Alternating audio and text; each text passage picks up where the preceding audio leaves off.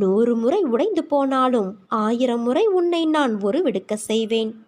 அதற்கான வலிமையையும் நம்பிக்கையையும் உன் அன்னை வராகித்தாயான நானே உனக்கு தருகிறேன். உனது துயர் துடைக்க நீ இருக்கும் திசையை நோக்கி நான் ஓடி வந்திருக்கிறேன். இழந்ததையெல்லாம் மீட்டு உனக்கு மீண்டும் தருவேன் குழந்தையே. வாழ்வில் என்றுமே நாணயம் போல இரு பக்கங்கள் இருக்கும். ஆனால் அதில் ஏதோ ஒன்றில்தான் நமக்கென்று தேவைப்படும் பக்கம் இருக்கும். நமக்கான இடம் வரும் வரை நம் பக்கத்திற்காக காத்து கொண்டுதான் இருக்க வேண்டும். இப்போது அனைத்துமே உனக்கு எதிராக நடப்பது போல தோன்றலாம். ஆனால் இறுதியில் நான் அனைத்தையும் சரி செய்வேன். காத்திரு குழந்தையே. அனைத்தும் வெற்றியாய் அமைய உன் அன்னையான நான் உனக்கு துணை இருப்பேன். ஒரு பொருள் உனக்கு கிடைக்காவிட்டால் ஏன் கிடைக்கவில்லை, எதற்காக கிடைக்கவில்லை என்று யோசித்துப்பார். உன் எதிர்காலத்தை ஒப்பிட்டு யோசித்துப்பார். உன் போல் இருந்தவர்களின் எதிர்காலம் இப்போது எப்படி இருக்கிறது என்பதை கேட்டு தெரிந்து கொண்டு யோசித்துப்பார். அப்போது காரண காரியங்கள் உனக்கே புரியும். உன்னிடம் உள்ள பிரச்சனை உனக்கு தைரியம் கிடையாது, வைராக்கியம் கிடையாது. இருந்திருந்தால் உன் லட்சியத்தை நீ அடைய முயற்சி செய்திருப்பாய். ஆனால் உன் தோல்வியை நினைத்து தாழ்வு மனப்பான்மை அடைந்து அதிலிருந்து தப்பிக்க பிரச்சனைகளை நீ வளர்த்து கொண்டாய். நீ சொன்னதை நான் கேட்க வேண்டும் என்று அடம் பிடிக்கிறாயல்லவா? நான் சொல்வதையும் கொஞ்சம் நீ கேளேன். உன் எதிர்காலம் நன்றாக இருந்தால்தான் எனக்கு பெருமை.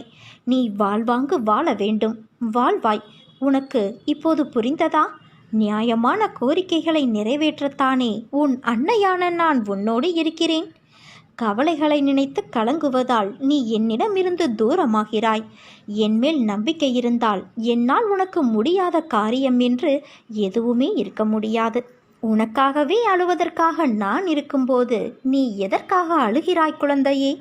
உனக்கு நன்மைகளை வாடிக்கையாகவே நான் செய்து தரும்போது துன்பத்தை நினைத்து நீ புலம்புவது வேடிக்கையாக அல்லவா தெரிகிறது? இமை பொழுதுதான் உன்னை நான் கைவிட்டேன். ஆனால் நீயோ பெரும் துன்பத்தில் சிக்கிக்கொண்டாய். இனி ஒரு பொழுதும் உன்னை விட்டு நான் விலக மாட்டேன். இன்று முதல் உனக்கு சோதனை விளக்கம் என்பதை உணர்ந்து ஆறுதல் கொள். இழந்தது இழந்ததாகவே இருக்கட்டும். நான் இனி தரும் ஆசீர்வாதங்களை எண்ணிப்பார். உனக்கு சொத்து சுகங்கள் மிக வேகமாக வளரும். மக்களும் உறவுகளும் அதிகமாவார்கள். உன்னை நம்பி உன் உதவிக்காக காத்திருப்பவர்களின் எண்ணிக்கையும் அதிகமாகும். நீ நினைத்ததெல்லாம் நடக்கும். தொட்டதெல்லாம் துலங்கும். ஏனென்றால் உன்னை கைப்பிடித்து நடத்தி கொண்டு போகிறவர் உன் அன்னையான நான் அல்லவா? என்னால் உன்னை மறந்திருக்க முடியுமா? அல்லது மறந்துவிடத்தான் முடியுமா சொல்? துயரங்கள் மிகுந்த உன்னுடைய வாழ்க்கையில் இனி நான் உன் அருகில் அமர்ந்திருந்து உன்னை மகிழ்ச்சியான பாதையில் அழைத்து செல்வேன். எண்ணங்கள் என்ற வலையில் எல்லோரும் சிக்கிக்கொள்வது இயல்புதான். ஆனால் எண்ணங்கள்தான் உன் செயலின் வெளிப்பாடு என்ற உண்மையை மறவாதே. உன் எண்ணங்கள் நேர்மறையிலேயே கொண்டு வா. எல்லாம் சரியாகும். எதிர்மறையை தகர்த்துவிடு. உன் வாழ்க்கையானது உன் அன்னையான என்னுடைய பொறுப்பு. வாழ்க்கையை வெறுக்க 1000 காரணங்கள் இருந்தாலும் வாழ்வதற்கு ஒரு காரணம் போதும். நாளை எல்லாம் சரியாகும் என்ற நம்பிக்கை மட்டுமே. வாழ்க்கையை வெறுத்து போச்சு, இனிமேல் ஏன் வாழ வேண்டும் என்று நீ யோசிக்கிறாய். நீ நம்பிக்கை வைத்திருப்பது உன் அன்னையின் மீது. நான் உன்னை இப்படியே விட்டு விடுவேனா? கொஞ்சம் பொறுமையாக இரு. வாழ்வில் எதற்கும் பயம் வேண்டாம்.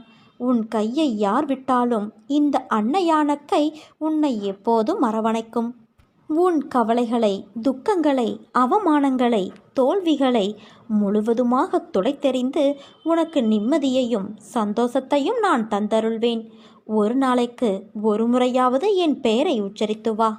வாழ்வில் நடக்கும் இன்ப துன்பங்களை உள்ளது உள்ளபடி ஏற்கும் மனப்பான்மையை வளர்த்துக்கொள்.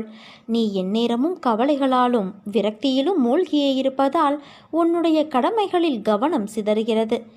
எப்பொழுதும் வீழ்ந்து கொண்டே இருக்கிறோமே என்று அருவிகளோ, காலையில் போத்து மாலையில் வாடி விடுவோமே என்று மலர்களோ வருந்துவது இல்லை.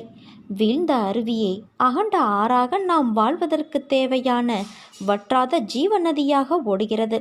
ஒரு நாள் மட்டுமே பூத்தாலும் அப்பூக்கள்தான் இறைவனடி சேர்கிறது.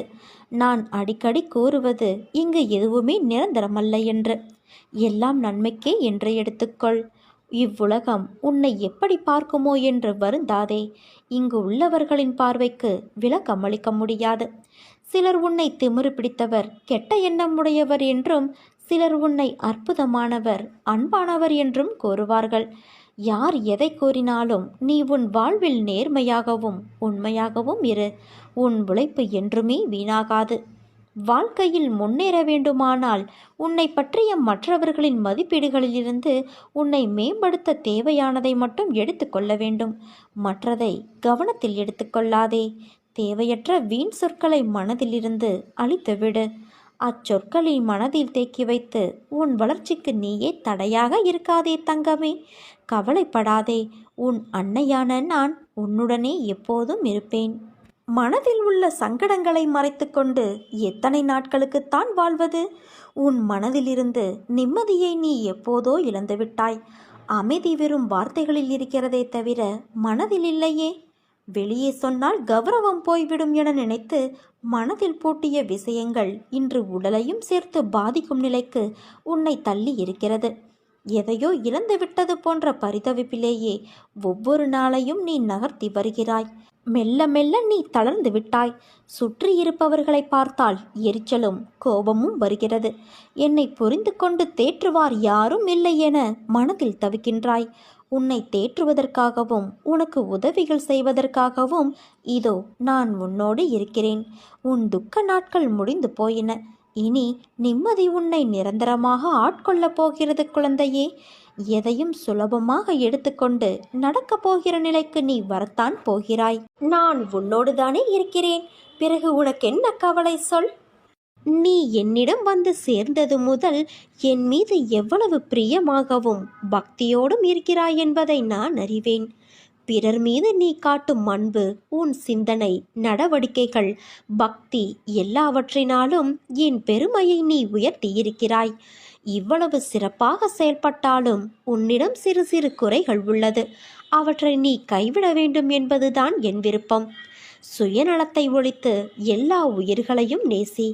முடிந்தவரை பிறருக்கு என்ன உதவி தேவைப்படுகிறதோ அந்த உதவியை அவர்களுக்கு செய். ஒழுக்கம் என்னும் அடித்தளத்தில் வாழ்க்கையை அமைத்து கொண்டு வாழ கற்றுக்கொள். ஒழுக்கம் என்பது உன் அன்பிற்கு பாத்திரமானவர்களுக்கு மட்டுமே நீ காட்டுவது கிடையாது. உன்னை சுற்றியுள்ள அனைவரிடமும் நேர்மையை நீ கடைபிடிப்பது. அதுவே தர்மம். அதற்கான பலன்களை பற்றியெல்லாம் நீ யோசிக்காதே. நீ செய்த தர்மத்தின் பலன் நிச்சயம் உன்னை தலை காக்கும். எவன் ஒருவன் அவன் மனம் சொல்லும் தீய எண்ணங்களை கட்டுப்படுத்தி வெல்பவனோ அவனே வாழ்வில் வெற்றியை அடைவான். நீ நல்ல எண்ணங்களோடு செயல்புரிந்தால்தான் நிம்மதி, செல்வம், மகிழ்ச்சி ஆகியவை உன்னை பின்தொடர்ந்து நிழல் போல வரும். தர்மத்தை பின்பற்றாதவனுக்கு வாழ்க்கை துன்பத்தை தான் தரும். வெறுப்பு, கடும் சொல் இவற்றிலிருந்து விலகி நில். எதிர்பார்ப்பு இல்லாமல் அனைவரையும் நேசித்து மகிழ். எந்த நேரத்திலும் நிலையிலும் நிதானத்தை கடைப்பிடி. நான் இவற்றையெல்லாம் செய்து கொண்டு வர இந்த நல்வினைகள் கர்ம பந்தத்திலிருந்து விடுபட செய்து வாழ்வில் உன்னை சந்தோஷமாகவும் நிம்மதியாகவும் வாழ வகை செய்யும். நான் கூறும் வார்த்தைகள் மீது நம்பிக்கை வைத்து செயல்படு. நான் உன்னோடு தான் இருக்கிறேன், என்றும் இருப்பேன். இனிமேல் உன் வாழ்க்கையில் பொற்காலம்தான். அனைத்தும் வசந்தமாக மாறப்போகிறது குழந்தையே. உன்னை நினைத்து நான் பெருமைப்படுகிறேன்.